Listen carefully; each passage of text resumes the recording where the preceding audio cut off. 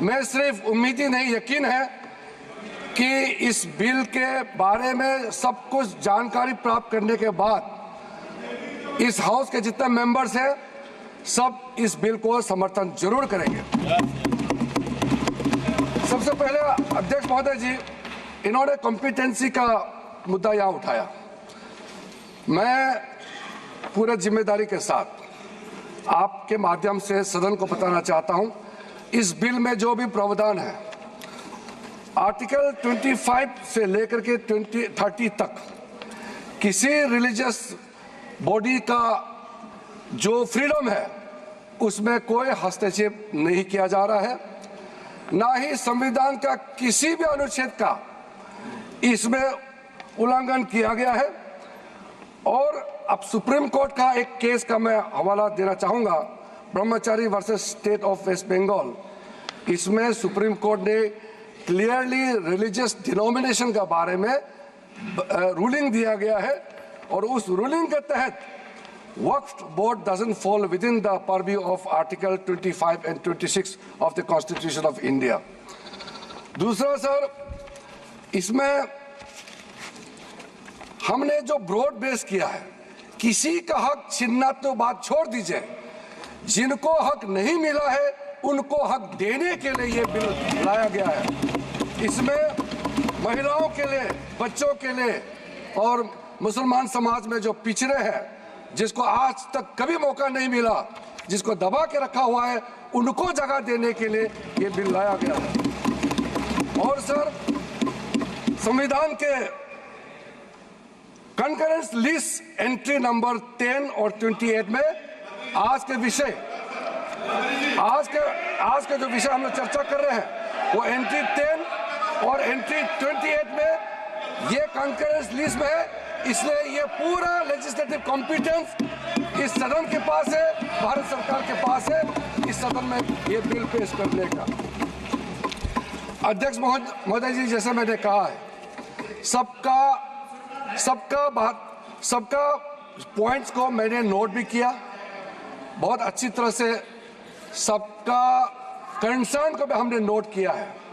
मैं बारी बारी से कहना चाहता हूं, सबसे पहले तो सर, ये वक्फ अमेंडमेंट बिल ये पहली बार इस सदन में पेश नहीं किया गया है। अंग्रेजों के जमाने से लेकर के उससे पहले का लंबा इतिहास में मैं नहीं जाना चाहता हूं, लेकिन आजादी के बाद सबसे पहले ये एक्ट लाया गया है। 1954 में सबसे पहले ये एक्ट लाया गया था। उसके बाद कई अमेंडमेंट हुए सर।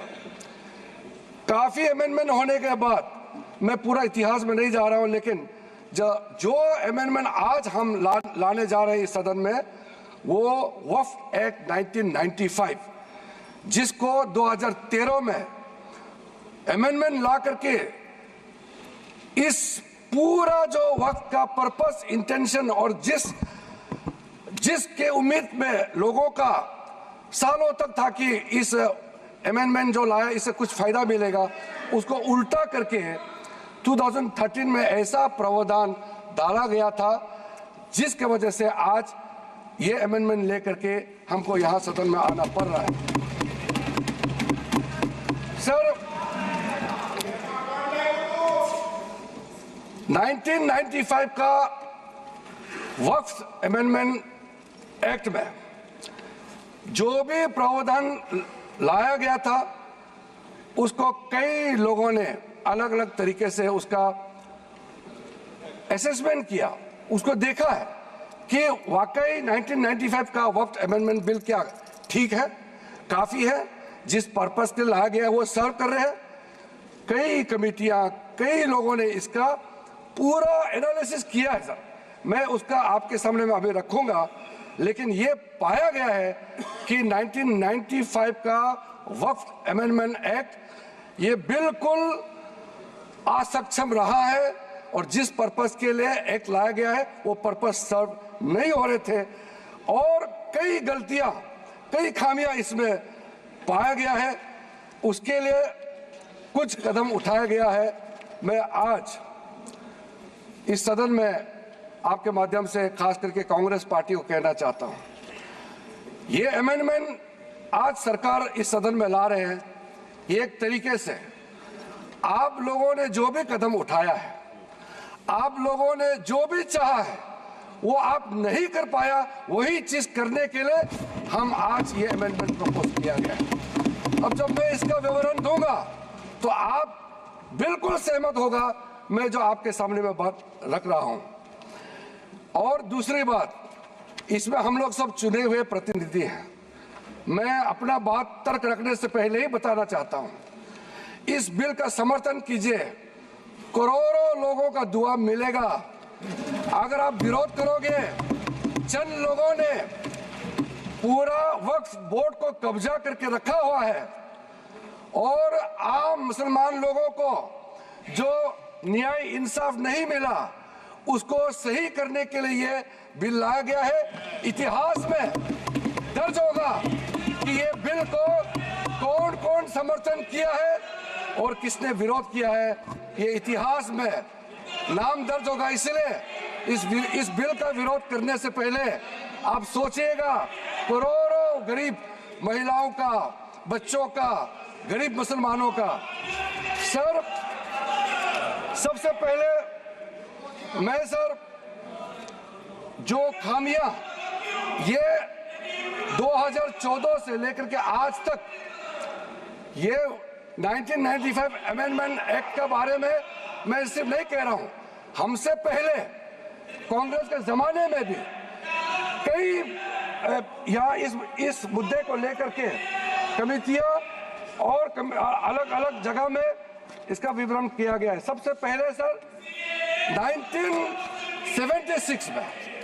1976 में वक्फ इंक्वायरी रिपोर्ट पेश किया गया था और 1976 वक्फ इंक्वायरी रिपोर्ट में जो बड़ा रिकमेंडेशन आया, मैं आपके सामने में पढ़ के सुनाना चाहता हूं। 1976 वक्फ इंक्वायरी रिपोर्ट में कहा गया है, सारा वक्फ बोर्ड्स जो है मुतवालिस के कब्जे में चले गए हैं, उसको डिसिप्लिन करने के लिए प्रॉपर कदम उठाया जाना चाहिए। 1976 वक्फ इंक्वायरी रिपोर्ट का दूसरा रिकमेंडेशन है, लिटिगेशंस और केसेस जो आपस में मतभेद इतना ज्यादा है उसको सरल करने के लिए ट्राइब्यूनल सिस्टम को गठन होना चाहिए, उस समय का रिकमेंडेशन था। फिर उसने तीसरे पॉइंट ये कहा कि ऑडिट और अकाउंट्स, वक्फ बोर्ड में ऑडिट और अकाउंट्स का तरीका प्रॉपर नहीं है, उसका पूरा प्रबंधन होना चाहिए, ये उस समय का रिपोर्ट में कहा गया है। और आखिरी में it recommended the reforms in the category of waqf al aulad, बच्चों के लिए जो हम वक्फ देते हैं उसको सुधार लाना चाहिए, ये 1976 का रिपोर्ट में कहा गया है। उसके बाद सर जो हम आज थोड़ा विस्तार में जिसको मैं बताना चाहता हूं, दो कमेटियों के बारे में। ये दो कमेटी कांग्रेस के समय में ही बनाया गया था। सबसे पहले high level committee under justice Rajendra Sachar, ये सर 9 मार्च 2005 में गठन किया गया था, यूपीए का सरकार आ चुके थे और ये स्पेसिफिक मुसलमानों के लिए, उनके वेलफेयर के लिए ये गठन हुआ। और सच्चर कमेटी का जो रिपोर्ट है ये हम सब मालूम है, मैं सिर्फ रेलेवेंट पोर्शन आज इस सदन में बताना चाहता हूं। सच्चर कमेटी का जो पहला रिकमेंडेशन है, इसमें कहा गया है एनुअल इनकम जितना वक्फ बोर्ड का प्रॉपर्टीज है 4.9 लाख रजिस्टर्ड वक्फ प्रॉपर्टीज, ये सिर्फ 163 करोड़ ही आमदनी जनरेट होता है। ये किसी भी रूप से जस्टिफाई नहीं किया जा सकता है और इसको एफिशिएंट तरीके से, मार्केट तरीके से, जिस तरीके से मैनेज होना चाहिए सारा वक्फ प्रॉपर्टी को, अगर सही माने में उस समय उन्होंने कहा, उस सच्चर कमेटी ने, तो उस समय 12,000 करोड़ रुपया पर एनम मिलता है और उस समय जनरेट हो रहा था 162 करोड़। लेकिन मैं साथ साथ ये भी कहना चाहता हूं, क्योंकि वो कमेटी की रिपोर्ट है और मैं माइनॉरिटी अफेयर्स का मंत्री होने के नाते जो हम लोगों ने स्टडी किया है, टोटल 8,72,320 वक्फ प्रॉपर्टीज हमारा जो वामसी जो पोर्टल है उससे पूरा डिटरमिन नहीं किया जा सकता है, लेकिन उसका मार्केट वैल्यू सचर कमेटी ने जो कहा है उससे कई गुना अधिक होने का संभावना है। ये एक आम अंडरस्टैंडिंग का बात है, सबको मालूम है वक्फ के पास कितना प्रॉपर्टी है, वक्फ बोर्ड के पास, और कितना आमदनी है। दूसरा सर, सचर कमेटी का रिकमेंडेशन, सचर कमेटी ने आप यूपीए का समय में ही आपने कमेटी का रिपोर्ट एक्सेप्ट किया। उसमें कहा गया कि अभी जो मौजूदा वक्फ बोर्ड है उसको ब्रॉड बेस किया जाना चाहिए। जो लोग मेंबर होते हैं, जो लोग इस कमेटी में, जिस वक्फ बोर्ड में है, उससे काफी नहीं है, इसलिए इसका ब्रॉड बेस होना चाहिए, रिप्रेजेंटेशन ज्यादा होना चाहिए। ये सचर कमेटी का रिपोर्ट का पहला नंबर पॉइंट।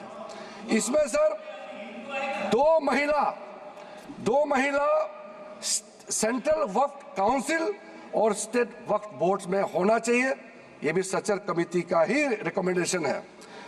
सेक्रेटरी जो होते हैं सेंट्रल वक्फ काउंसिल का, वो joint secretary level government of India का उस स्तर का ऑफिसर होना चाहिए। उसमें अंडर सेक्रेटरी का जूनियर ऑफिसर लेवल जो बनाया है उसको आप रैंक को ज्वाइंट सेक्रेटरी लेवल तक उसको उठाना चाहिए, ये उसी कमेटी का रिपोर्ट में आया है। और जो स्टेट में वक्फ बोर्ड है उसमें क्लास 1 ऑफिसर होना चाहिए। सचर कमेटी ने सीधा ये कहा है कि प्राथमिकता महिलाओं और बच्चों को दिया जाना चाहिए। हम आज का जो बिल आपके सामने में पेश कर रहे हैं, ये उसी सचर कमेटी का रिपोर्ट के अनुसार 100% हम यहाँ आपके सामने में लाया जा रहा है। और आपको तो खुश होना चाहिए, ये कमेटी आपने बनाया सर।